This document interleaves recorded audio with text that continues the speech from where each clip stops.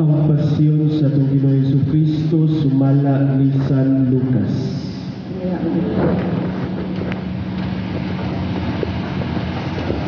Sa pag-abot sa takna sa panihapon, nitambong si Jesus sa kananan uban sa mga apostoles ug miingon siya kanila.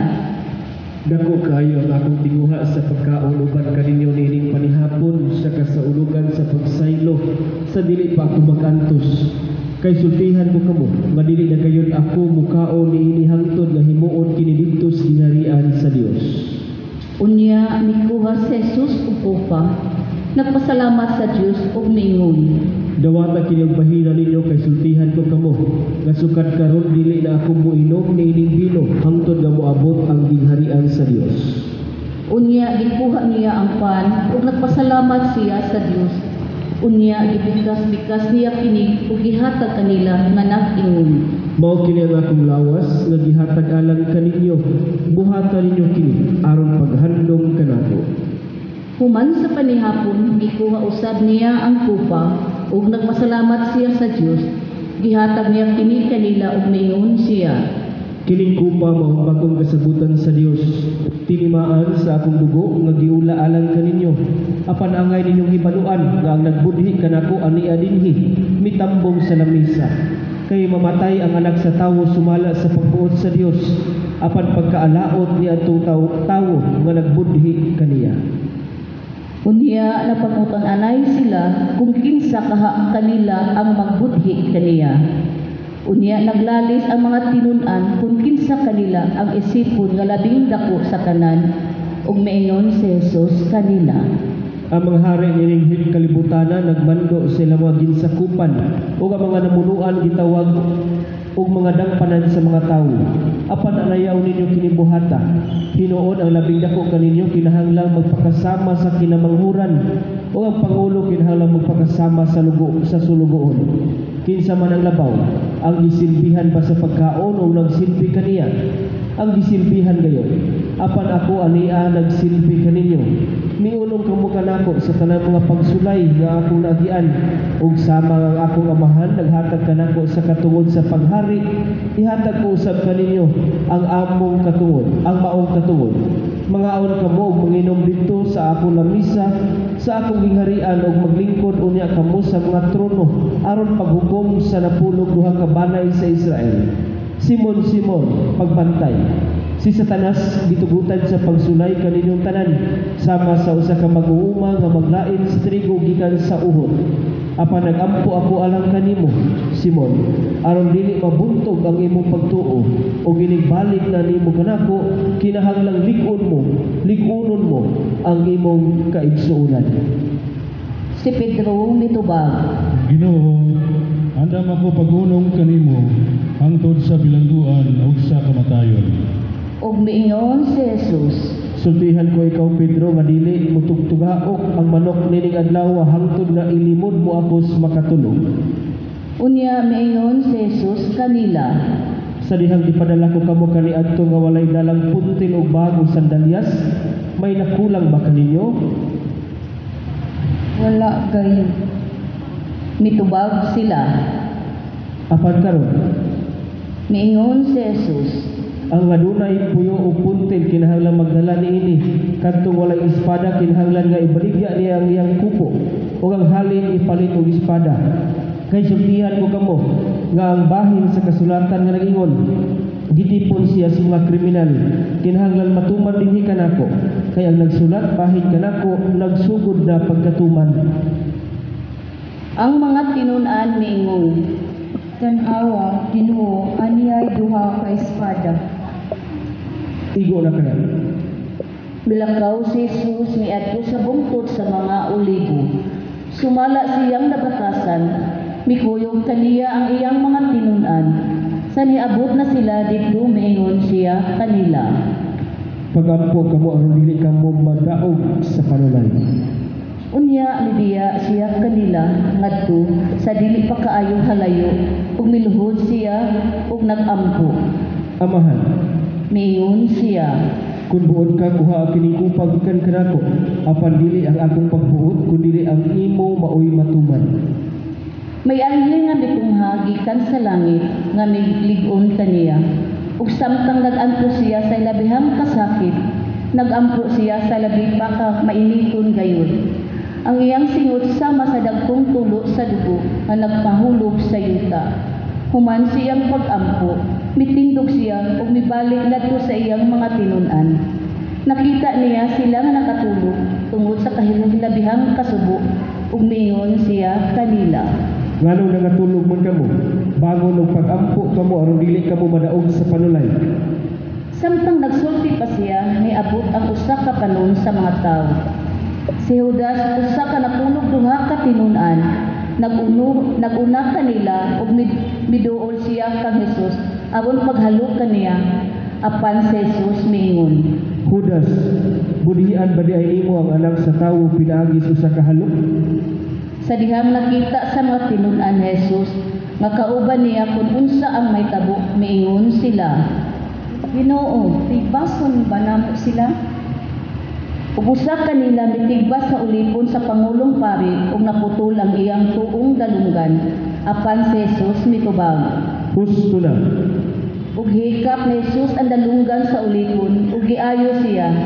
Unya miingon si Jesus sa mga kadagpuan sa mga pari ug sa mga opisyal sa mga gwardya sa templo ug sa mga pangulo sa mga Hudiyo ug miadto dito aron pagdakop kaniya. Tulisan ba ako nga nagnalaman kamog mga espada o mga puspos sa pagdakop kanako? Matag adlaw uban kana ako kaninyo dito sa templo ug wala ako niyo dakpa. Apan kining takna inyo og sa gahom sa kangitni. Unya gidakop nila si Jesus ug gidala ngadto sa balay sa Pangulong Pari. Si Pedro misunod nga nagpaantaw. Sa taliwala sa hawanan may nalinga kalayo ug mitipon si Pedro sa mga naglingkod libot niini. Sa pagkakita sa usa ka mga babayeng sulugoon kang Pedro nga naglingkod duol sa kalayo, mitutok siya kang Pedro ug miingon, Kining tawhana, kauban usab niya. apan gipanghimakak ni Pedro nga nag-ingon, Babay, wala ako makaila kani. wala magdugay may usa ka tawo nga nagmatikod kaniya ug miingon. Ikaw usab kauban nila. Apan mitubag si Pedro.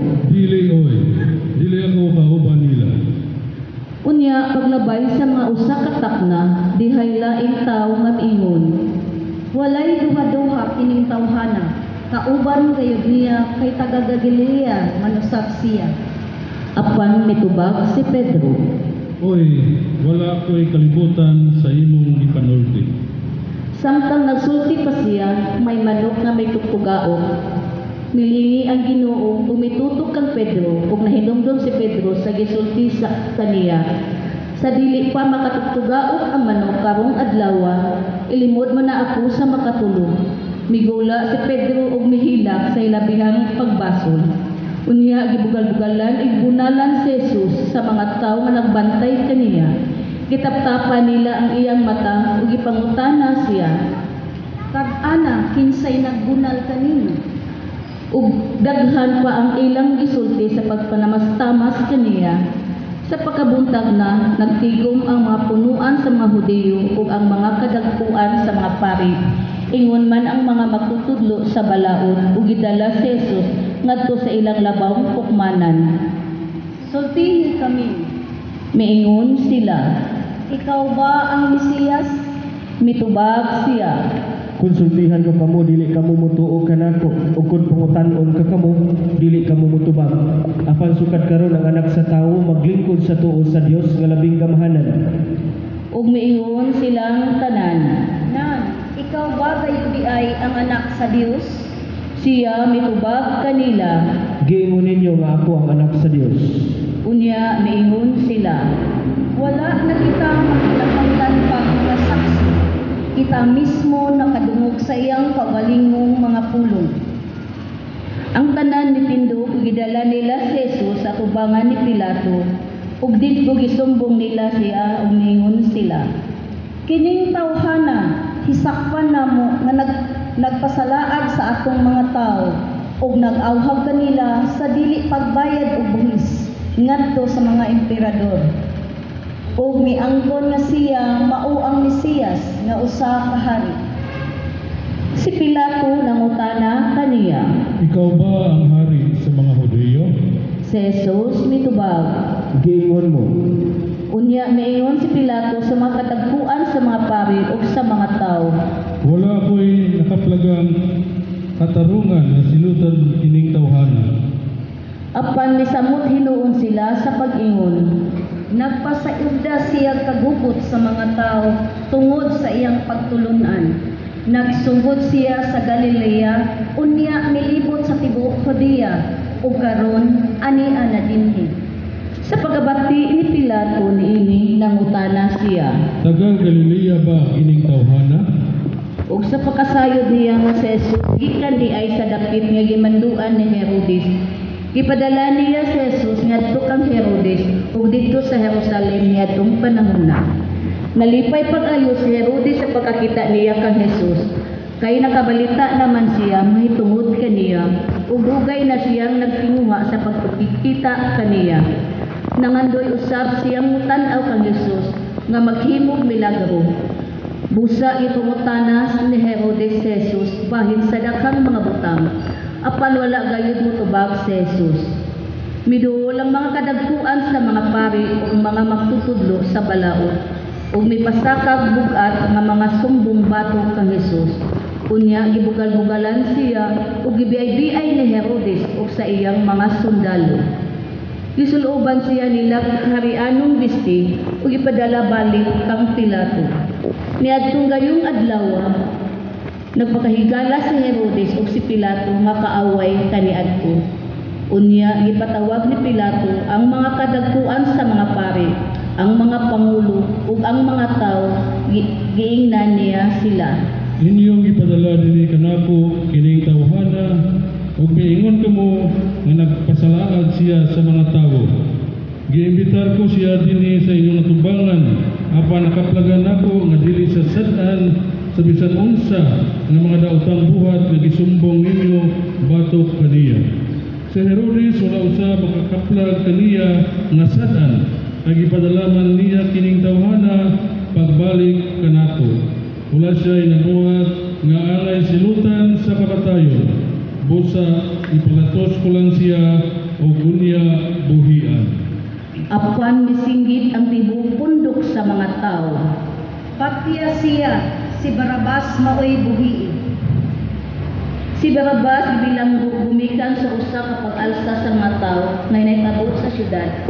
Ug tungod kay nakapatay siya, buot si Pilato nga buhian si Jesus. Busa misulti siya pag-usap ngadto sa mga tao. Misinggit sila pagtubag kaniya. Ilansang siya sa krus.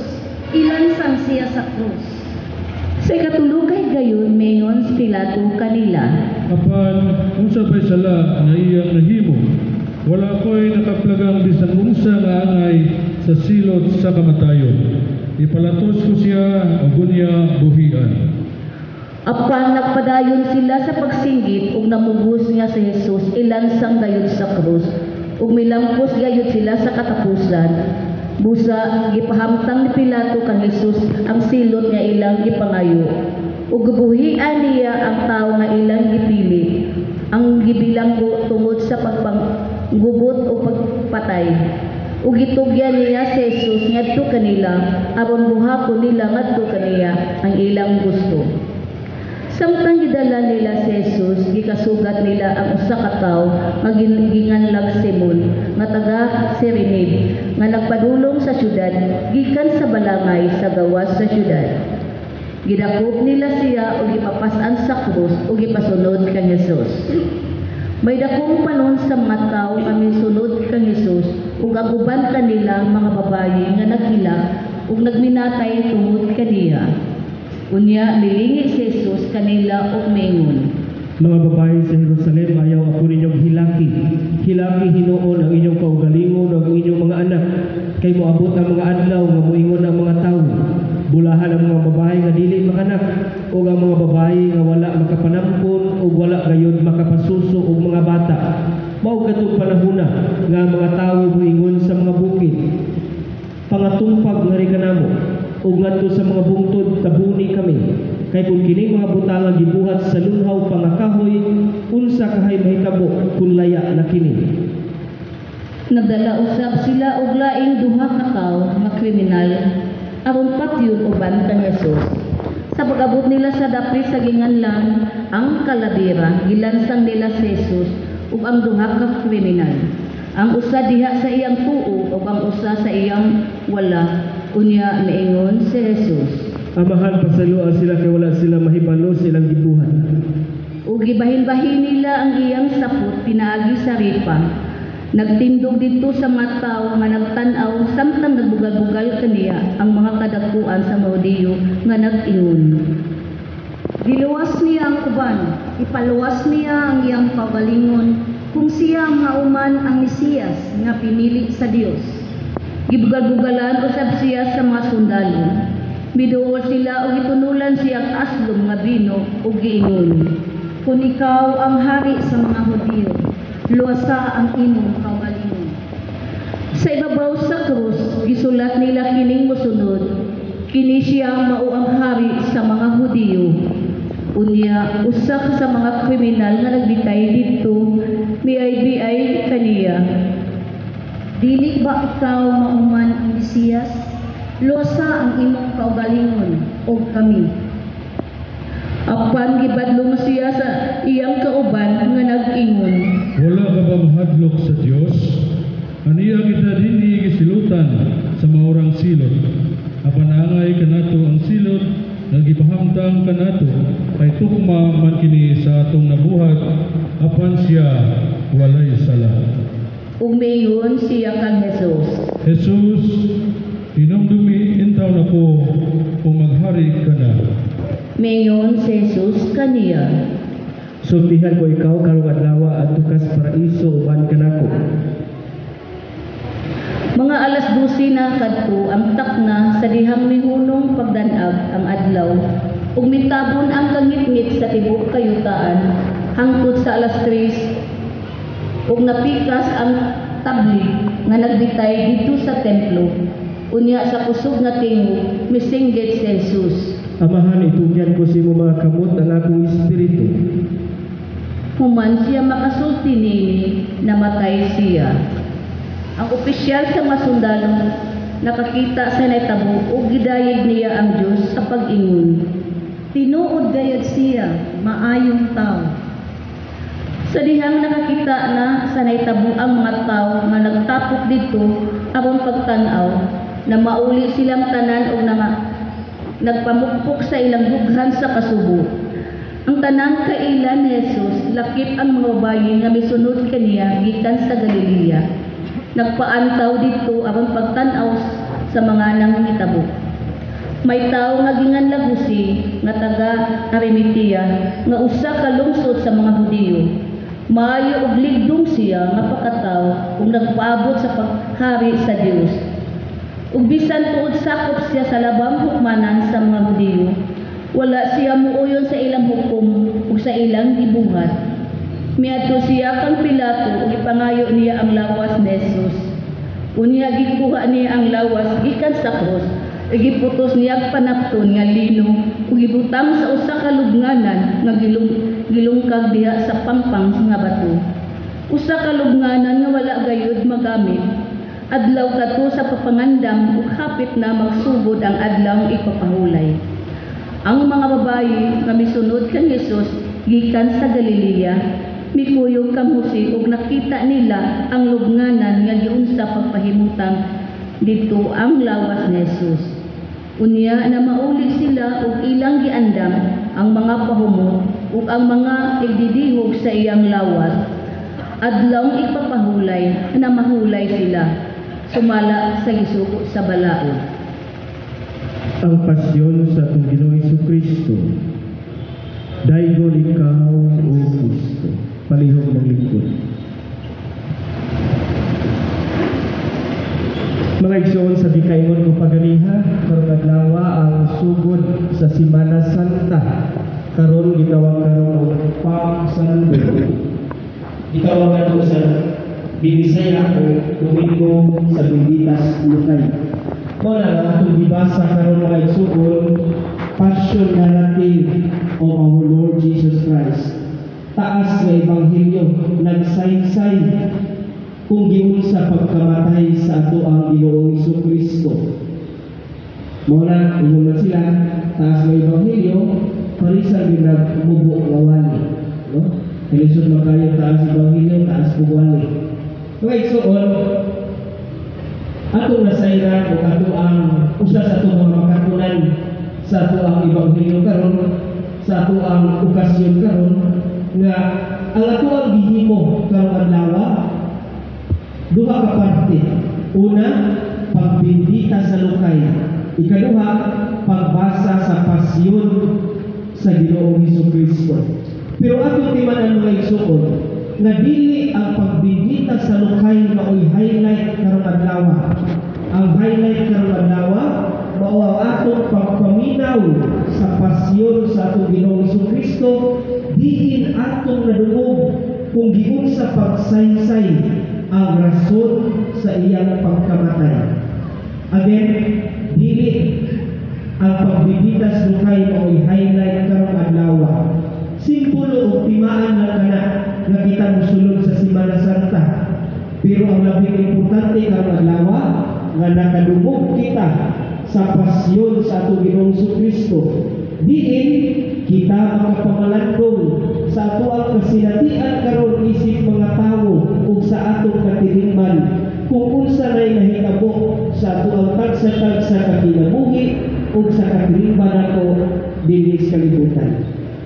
Ikaduha mga igsoon, if there is one thing that is very clear in our gospel for today, it speaks to us that not all unity are good. Dili tanang nagkahiusa maayo. Kay sama sa atong ebanghelyo karon, daghan ang nagkahiusa batok kang Kristo. Nagkahiusa sila sa sayop o bati nga katuyuan para pagpildi sa atong Ginoong Jesucristo. Ug mao ni ang atong timaan mga igsoon, nga dili sa tanang higayon ang kahiusahan nga atong gitan-aw kaayuhan sa katilingban, kaayuhan sa tawo. Kaisahan ang kahiusahan nga atong giapilan pagpatay man sa inosenteng tawo sama ni Kristo sa atong ebanghelyo karon. Ngano mga igsoon, kaya mga elders sa katilingban, ang mga katigulangan sa katilingban, ang mga Pariseo o iskriba laswito sa balaod sa templo o sa Ginoo nangita ug ikapasangil sa Dios, nagkahiusa batok kang Kristo. Ug ato usab nga makit-an diri nga si Haring Herodes ug si Poncio Pilato nga kaniadto magkaribal sa gahom, nagkahiusa ni aning taknaa para pagpildi ni Jesus. Ngano man mga igsoon, kay si Haring Herodes naglagot siya ni Pilato. Kay ngano man si Herodes nga naa siya hanging harian mapildi ug malupig sa gahom ni Pilato nga mao'y sinugo sa mga taga-Roma. Apan atong makit-an nganong niining taknaa nagkahiusa man sila pagpildi sa Ginoo. Tungod mga igsoon sa usa ka rason, nagkahiusa silang duha para di sila mapulihan sa gahom nga ilang nakuptan. Kay sa gikaingon pa si Ebanghelyo, si Kristo nahimong threat sa ilahang posisyon o gahom. Kay miabot man sa punto nga si Kristo mas tukuhan pa sa mga tao tungod sa milagro nga iyang nahimo, tungod sa Ebanghelyo nga iyang bisangyaw, kaysa kang Pilato o kang Haring Herodes nga naanad na nga sila ray paminawon sa tao. Atong nasabtan nga ang duha ka gamhanan nagkahiusa sa bati nga rason para pagpildi sa atong Ginoo. Ug mao ni atong pamalandungan karon mga igsoon, nga usahay sa atong kinabuhi magkahiusa ta para pagpildi sa usa ka tawo. Usahay sa itong kinabuhi, muapit kahiusahan, dili tungod para sa kaayuhas katilingban, apan tungod sa ato ang personal o selfish kaayo nga katuyuan. Sama ni Pilato o ni Herodes, nagkahiusa para dili mapulihan sa ilahang posisyon o gahom nga naandan sa ilahang kinabuhi. Mga igsoon, pagtulunan ni para kanatong tanan. Kaya daghang higayon na kita nagkahiusa-usa. Kabantay mo, mga bata kata, basic example. Isa na naka-eskwela public school diri. Di ba? Sa public school, naamanay election sa officers, na yung uban na magkahiusag bugal-bugal. Pilikon ang usa ka estudyante, dili tungod kay tarong siya, apan tungod kay gusto nilang mapakaulawan siya. Kayong ko sa una, pagdihilang sa kong classmate, elementary ni, kay sa dihang nag-eleksyon na pagka-sekretary, na mao'y musuwat sa blackboard, ang gipili Diyos kanaghanan katong pinakabatig agi sa amuang klase. Dili tungod kay maulagi, minutong agi, apan gustos kanaghanan nga siya musuwat sa blackboard para makita kung sa kabatik ang iyang agi o katawan siya sa tanan. Mauna mga igsoon ang kahiusahan nga dili maayo. Bisan gani sa ato ang kinabuhi, daghan man diya sa pagpanarbaho, magkahiusa liba sa usa ka tawo nga di nila ganahan. Diya sa pamilya, magkahiusa tabangan ang usa ka sakop sa pamilya para lang dili labanan sa ubang ka pamilya. Daghan diya sa ato kinabuhi, diya sa panimbahan, magkahiusa bato sa usa ka tawo nga nangalagad o tinuray sa Ginoo. Again, not all unity are good for our society. Sometimes there are unity, there are connivance that kill innocent people.